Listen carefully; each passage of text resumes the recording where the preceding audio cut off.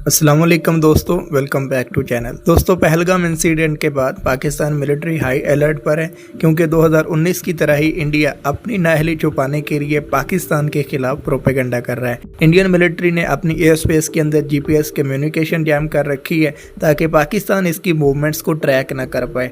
ऐसी सिचुएशन में पाकिस्तान मिलिट्री भी बिल्कुल हाई अलर्ट पर खड़ी है।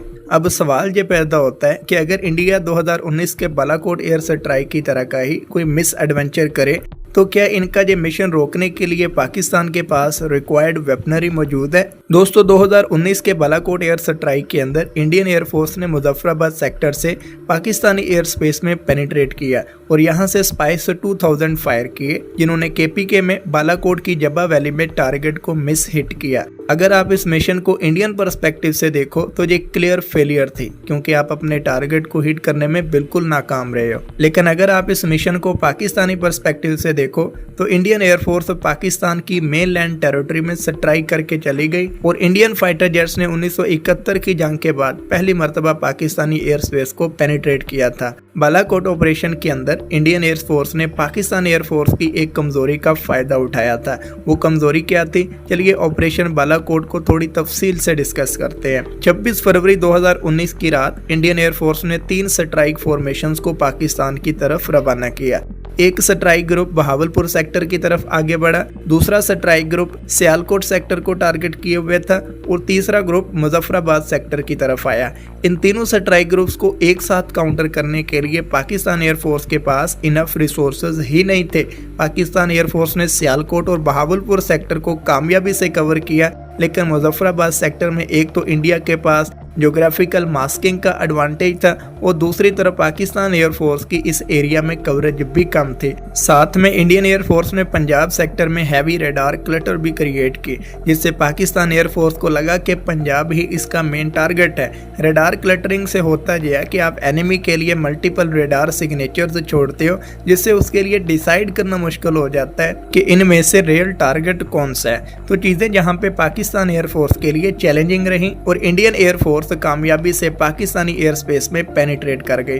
2025 में ऐसा ना हो, पाकिस्तान एयरफोर्स ने अपने रिसोर्सेज को मजीद अपग्रेड किया है। रडार क्लटरिंग जैसे चैलेंज से निपटने के लिए पाकिस्तान एयरफोर्स ने इलेक्ट्रॉनिक वारफेयर एसेट्स डिप्लॉय किए हैं जो हमें डिस्टिंग्विश करके देते हैं कि एनिमी हमें फाल्स सिग्नल भेज रहा है या टारगेट रियल है। ये इलेक्ट्रॉनिक वारफेयर सिस्टम हमारे लोकली प्रोड्यूस्ड भी हैं, जैसे कि हिसार 1 इलेक्ट्रॉनिक वारफेयर सिस्टम, और कुछ हमने तुर्की से एक्वायर किए हैं, जैसा कि कोरल इलेक्ट्रॉनिक वारफेयर सिस्टम, जो कि एक किस्म का स्ट्रेटेजिक एसेट है। जब इस सिस्टम की टेस्टिंग की जा रही थी तो न्यूज़ निकल के आई थी कि इस सिस्टम ने हमारे एसेट्स को कम्प्लीटली जैम करके रख दिया था। तो ये काफ़ी बड़ा कैपेबिलिटी जंप है। साथ में पाकिस्तान एयरफोर्स ने अपनी एयर स्पेस को कंप्लीट कवरेज देने के लिए लॉन्ग रेंज सैम इंडक्ट किए हैं। यहाँ पे चाइना का HQ-9B सैम फ्लीट में शामिल किया गया, जो ऑलमोस्ट 200 किलोमीटर से भी ज्यादा की कवरेज देता है। HQ-9B missile active radar homing के साथ आ रहे हैं, तो टैक्टिकल बैलिस्टिक मिसाइल्स और ब्रह्मोस जैसे सुपरसोनिक मिसाइल्स को काउंटर करने की सलाहियत रखते हैं।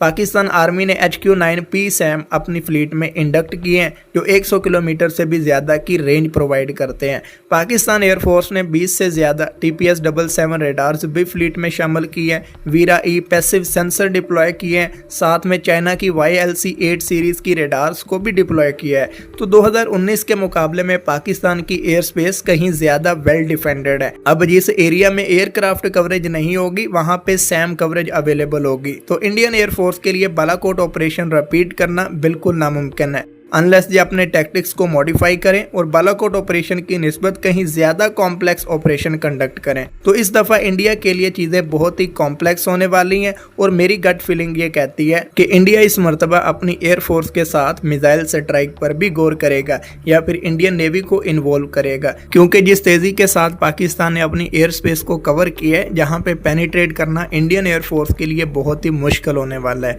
तो दोस्तों, उम्मीद है चीजें अंडरस्टैंडेबल थी। अब मिलते हैं नेक्स्ट वीडियो में। अल्लाह हाफिज।